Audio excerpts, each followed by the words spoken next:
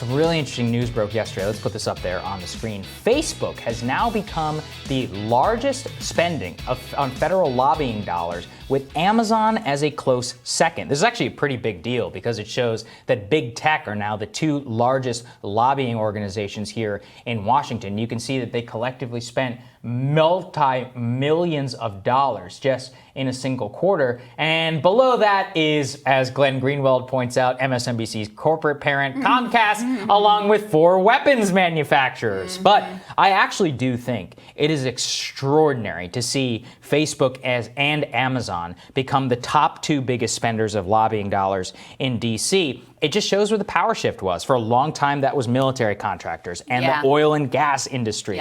And before that, it was the financial industry. But right now, it is Square, it is Amazon, and it is Facebook. And it makes a lot of sense.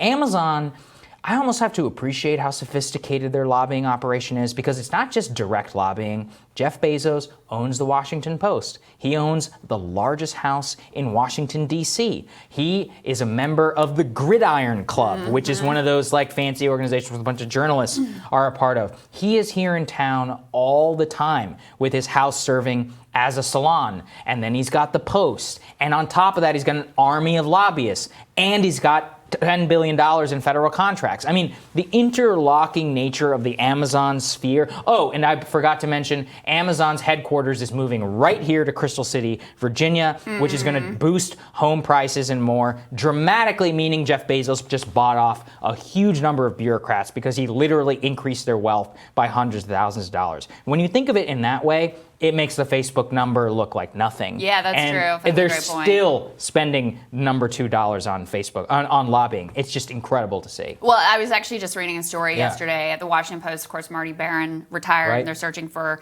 a new person to fill in that top slot. And the article was questioning whether Bezos had a candidate in mind. See, and again, it's like, oh, he has nothing to do with the editorial process. He's completely removed. It's like, okay, I mean, you know they're not going to hire someone with that for that top slot without them having the Bezos seal of approval. Do you think that person is going to be super interested in aggressively tracking some of the things we track here, talking about Amazon's abusive practices? I would be highly skeptical that that's going to be the tone and the tenor of the sort of coverage that they put forward in the Post. And your point about the Crystal City headquarters is also a really important one, because you know, a lot of these human beings are social creatures. And so if you know a lot of people who work at the corporation, if your house price went up, you benefited personally from it, it changes the way that you feel about a corporate entity. Business, you know. Absolutely. Your business is getting more customers in because of their proximity to their headquarters. I mean, you just see the way that that changes a culture and a perception of a company. I also think, you know, it's noteworthy. We've been reading the tea leaves. We talked to Matt Stiller, an interview that's going to air actually this weekend about Biden and antitrust. And there actually are some positive indications there in terms of some of the people that he's brought in that look to be set to be fairly aggressive. So I think these numbers reflect not only the fact that they got the money, they got the power, they obviously have the access. They're also a little bit nervous because previously under the Obama administration, this is something else that Stoller brought up. You know, Eric Schmidt from Google, he was in Obama's campaign headquarters on election night, personally overseeing their voter turnout software. And this was all reported. This wasn't a secret. This was lauded at the time. It's like, oh, look, he's got all the best in the tech world. So it was a totally different, cozy approach to tech, partly because Obama sort of saw himself as one of them, as part of this class.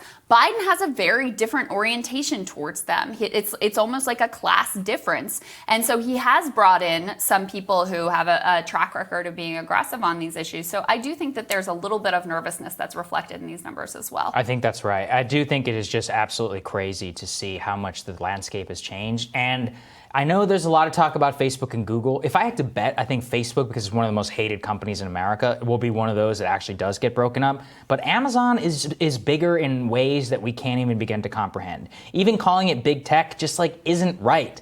They employ millions of people, entire economies of towns. Dictate the conditions of the labor force nationwide. Yeah, literally. Basically. That's not a joke when we say that. Like, it is difficult to, this is Walmart on steroids, like Walmart squared in a way in terms of their power over both tech and retail. It's hard to comprehend the scale of Amazon.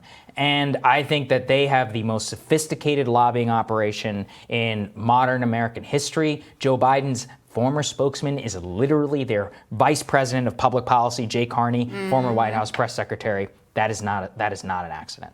Not an accident. Tomorrow in Rising, we're going to have David Sirota on to talk about an FBI probe of Governor Andrew Cuomo's corporate immunity law. We also have some super panels for you. Emily Krashinsky, Roger Fisk, Jennifer Holtzworth-Karp, and Rachel Bovard are all going to be with us tomorrow. That's right. Matt Taibbi is going to be here. He's going to talk about UFOs as well. So remember, hit the subscribe button. Don't miss any of our videos. And don't forget to like and share as well. And we will see you all tomorrow. Have a good one, guys.